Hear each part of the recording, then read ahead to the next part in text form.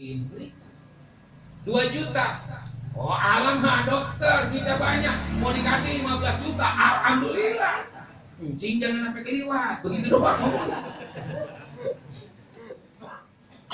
Boleh. Ini agama luar biasa, yang ditimbang rambutnya. Coba kalau kita punya anak, timbang badannya. Ntar seberat badan itulah ente keluarin emasnya. Kalau anak kita 4 kilo, lah emas 4 kilo. Lah ngedek kita, bisa badannya mau. Ngapain akekah, bini kita aja cuma 10 gram, lah anak apa 4 kilo. Karena memang tidak mau memberatkan agama ini. Anaknya berkorban, palanya dicukur, rambutnya mahkota dicukur habis, orang tuanya berkorban dengan hartanya. Rambut kan masya Allah, ya. Mahkota ini adanya di paling atas di kepala. Mahkota.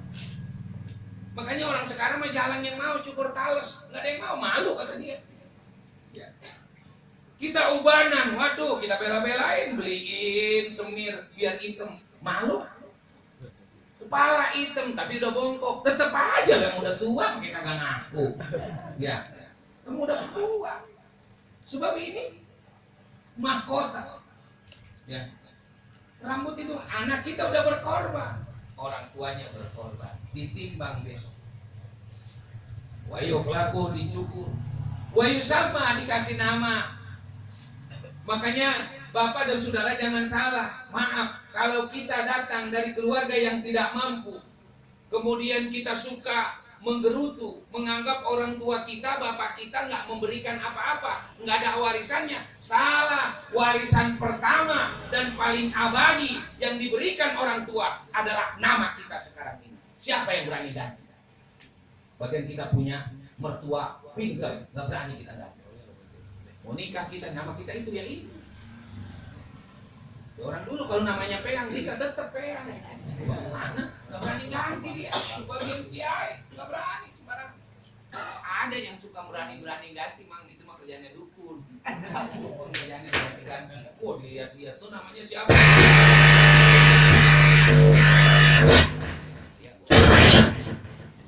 Ya udah ini mah. Kagak bisa buat diam. Pak jadinya tuh lagi cerita dukun. Ya. Nanya Ahmad itu ngarinya apa hari Selasa? Masya Allah itu mah kagak cocok main di air. Lah orang lagi dagang berhenti. Lah akhirnya tuh orang kagak punya kerjaan. Nah, ini kagak. Ya. Jangan, itu warisan dari orang tua kita. Nabi yang nyuruh. Kita memberikan itu nama Nabi yang nyuruh. Ya. Karena nanti di hari kiamat, innakum tud'auna yaumal qiyamati bi asma'ikum wa bi asma'i abaikum. Sesungguhnya nanti di hari kiamat kalian akan dipanggil oleh Allah Subhanahu wa taala dengan nama kalian dan nama orang tua kalian. Fa ahsinu asma'akum, maka perbaguslah nama kamu.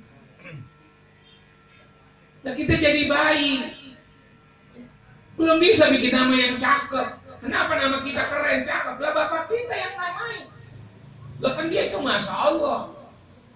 Lah apalagi orang sekarang bininya baru men aja lah, baru lambat men aja udah nyari nama, Pak. Lambat bini gua udah ini mana? Bunting dah. Ah, udah nyari nama. Yang lelaki mana, yang perempuan mana? Enggak cukup 1, 3, 4. Kita jadi bingung sendiri ntar. Kagak pakai nanya siapa-siapa udah. Enggak nanya siapa-siapa. Dia cari aja dewek. Nyebut nama anak sekarang makanya keren-keren. Saking kerennya apa susah dipanggilnya itu anak sekarang. Ya. Susah dipanggilnya. Ya. Lah zaman berikutnya mah orang yang namanya Akmaluddin udah kagak ada. Ya Nora kata dia. Akmaluddin Nora kata dia. Apalagi Jamroni. Ya. Udah kagak ada yang make. Sekarang masya Allah. Ya. Tapi ingat nanti kita dipanggil dengan nama kita, makanya kita harus ingat sama nama kita. Panggil nanti sama malaikat Muhammad Syukron bin Haji Muhammad Sidik. Maju, Syukron. Dia diam aja. Kalau dipanggil Ucon, baru dia maju. Udah biasa dipanggil Ucon. Lah di sana mah gelar dokter kagak kepake, Kron, malaikat kagak. Lah, nggak kepake. Dipanggil. Fa ahsinu asma'akum, perbaiki, perbagus nama kalian. Nah, ini alam nama anaknya luar biasa. Saya cuma mensahkan doang. Membalik namanya tadinya Kaifan atau Ilah Ahmad, saya balik ke depan Ahmad Kaifan atau Ilah. Apa artinya? Tanya dia yang namain. Apaan namanya? Pokoknya cakep aja udah. Ya, cakep aja. Pokoknya cakep aja. Ya. Dia yang namain saya. Ahmad Gulam Syarif ya. Nah waktu Jamroni saya juga belum bisa sebutin nama, makanya namanya Jamroni masih Siddiq. Jadi kalian ditanya. Karena memang harus diperbagus namanya. Nanti kita akan dipanggil dengan nama kita. Lah anak sekarang namanya bagus-bagus, dia pada tukar-tukar. Kapan kita tahu kalau dapat undangan anak muda? Ya, lihat tadi nama macam-macam banget. Lah ilahi nama orang cakep-cakep, namain kampleng. Kampleng aja kagak mau dinamain itu. Ya, ada yang namanya begeng. Lah ilahi orang kan begeng teki. Lu paham teki? Kurus banget. Dia mengapa jadi nama begeng begitu bangga banget? Ya. Masya Allah. Nggak ada kita tuh yang berani ganti nama, nggak ada. Itu warisan dari orang tua kita. Harta belum tentu dia wariskan, kendaraan belum tentu dia wariskan, tetapi nama sudah pasti akan diwariskan. Dan itu nggak sembarangan. Orang tua ngasih nama tuh nggak sembarangan. Apalagi orang-orang zaman dulu, masya Allah, namanya itu diambil dari nama-nama Nabi dengan harapan anaknya tafaulan kepada nama-nama Nabi. Makanya kata Nabi, man wulida salasatu marratin falam yusamma ahaduha Muhammadan faqad jahil. Barang siapa orang yang 3 kali melahirkan anak laki-laki, satu pun namanya kagak ada yang namanya Muhammad, goblok tuh orang kata. Mau belakangnya apa kek? Ente mau namain belakangnya Johannes kek, namain Muhammad Johannes. Begitu. Apa pantas apa kagak itu? Muhammad Johannes ya. Waduh, tadi panggilnya John. Waduh.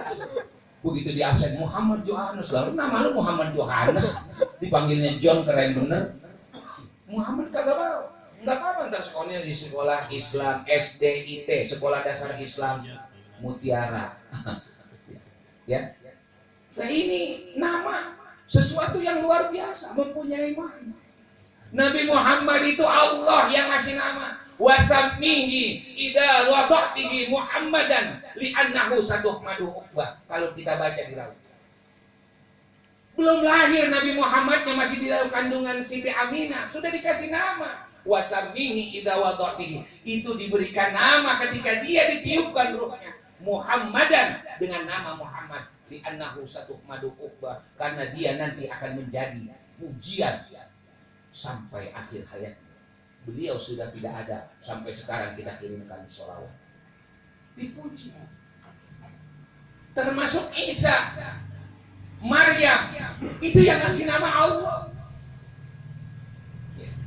Lah orang sekarang kalau lahir anak perempuan kita ajarin ini namanya siapa ya? Kalau udah namain Maryam, bangsa udah tuanya dagang uduk. Kata begitu. Tukang uduk ngapa? Kagak mau. Padahal itu masya Allah. Siti Maryam itu. Lihat. Ya, Aminah bininya apa? Ibunya Nabi. Tapi di Al-Qur'an yang banyak diceritakan justru ibunya Nabi Isa. Itulah yang disebut dengan Maryam. Perempuan suci yang tidak pernah bergaul dengan seorang laki-laki, tapi bisa mengandung. Bagaimana bebannya dia? Mentalnya dia. Gosipnya orang, fitnahnya orang, luar biasa. Itu untuk menunjukkan kekuasaan Allah, bahwa kita manusia ini nggak bisa berbuat apa-apa. Kalau Allah sudah mau, meskipun nggak punya bapak, perawan, tapi tetap bisa hamil dan lahir.